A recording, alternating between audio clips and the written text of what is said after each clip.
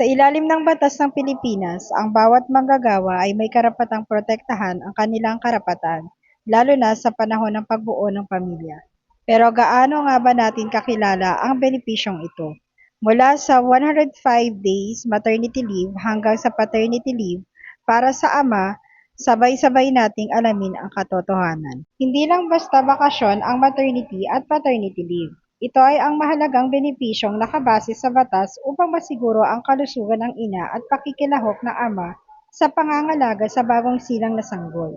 Ngunit paano nga ba ito gumagana sa loob ng kumpanya?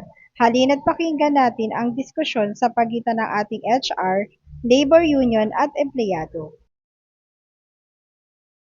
Magandang araw po sa inyo lahat.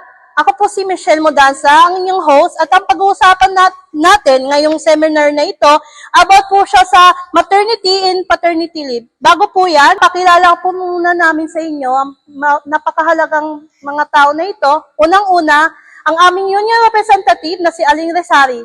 Tayo po tayo. Pangalawa po, ang aming boss na si Alan Crescencio. Ang pangatlo po, ang aming HR assistant na si Rhoda Arrington. Bago po natin simulan ang aming seminar, ipinapatawag ko po muna si Mr. Resari. Tayo po tayo. Mr. Resari, I have a question for you. Napaka-importante bang malaman ng bawat empleyado ang mga karapatan nila? Yes, Michelle. Napakahalagang malaman ng mga empleyado yung mga rights nila para hindi sila nalalamangan ng kumpanya. Very good. Thank you, Mr. Resari. Mari na po kayong maupo sa inyong kinaupuan.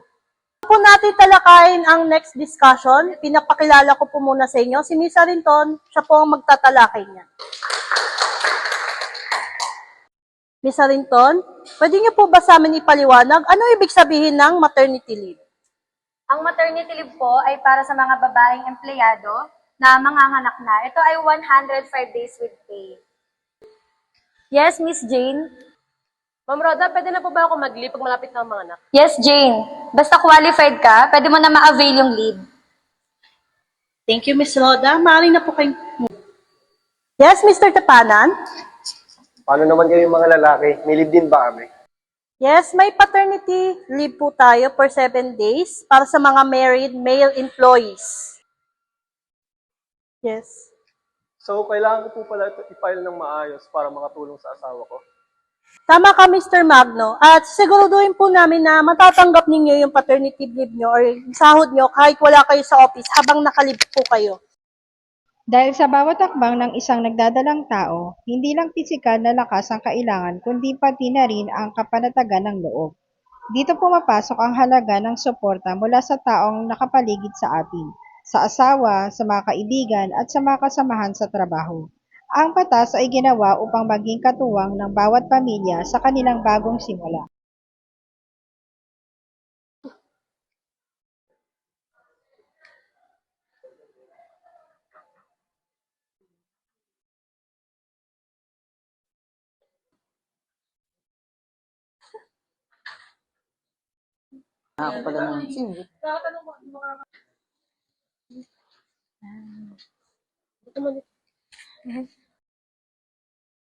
Ay, ang bigat ng pakiramdam ko. Pero kampante na rin naman ako kasi malapit na rin ako mag-leave. Buti na lang na may 105 days na leave para makarecover ka agad. Kasi hindi talaga joke ang magbuntis eh.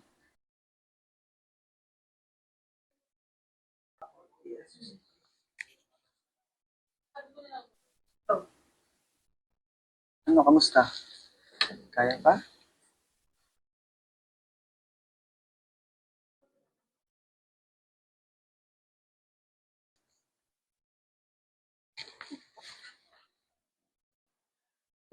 Mabuti na lang meron kayong leave na 105 days. Kaya nga eh.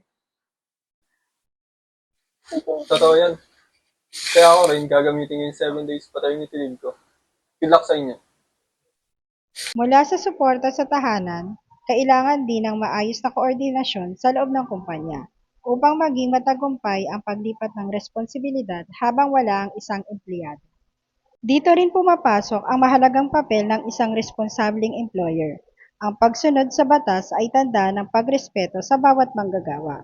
sapagkat ang isang matagumpay na kumpanya ay hindi lamang sinusukat sa kita, kundi ay kung paano nito pinapahalagahan ang kapakanan at dignidad ng mga taong nagpapatakbo nito.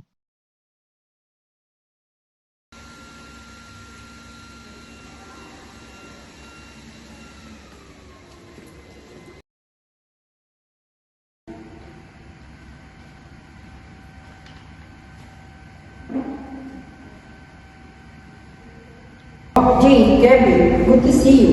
Kamusta na ang pakiramdam mo? Ready na ba ang lahat para sa leave mo? Ako, Sir Alan, bali ito na po yung mga folder ko for endorsement ng task ko. Nakalagay po dyan yung mga status ng workload ko para maayos ang mga workload ng team habang wala ako. Thank you po talaga sa pag-approve ng leave application namin. Maraming salamat talaga, sir. Malaking tulong ito sa amin ni Jay, lalo na sa aming anak at sa pag-aasikaso ng aming requirements. Salamat Tito Jane. Hindi nyo kailangan sa akin mag-thank you dahil hindi naman ito favor ng ating company at obligasyon ito ng ating company para maging healthy yung baby mo at ikaw. Yun lang. Salamat po, sir. Malaking tulong po ito para sa kanila para wala silang iisipin na trabaho habang nagpapahinga po si Jane. Correct, sir. Na-check ko na rin ang SSS ni Jane. Everything is in order. Kaya sa HR, sinisiguro natin na lahat ay well-informed para iwas din sa stress. Thank you po, Sir. Kapag may pagkakaisa ang pamunuan at manggagawa, nagiging mas magaan ang bawat tungkulin. Ang bawat pirma ng dokumento, ito ay hindi lamang sa simbolo ng pag-alis ng trabaho, kundi pangako ng isang ligtas na pagbabalik. Dahil sa dulo ng araw, ang pamilyang suportado ng kumpanya ay pamilyang mas lalong nagiging tapat sa serbisyo. Sa bawat pirma sa batas at bawat araw ng leave na nagagamit, ay pinapatibay natin ang pundasyon ng ating lipunan, ang pamilya. Ang maternity at paternity leave ay hindi lamang benepisyo. Ito ay simbolo ng respeto ng bawat manggagawang Pilipino.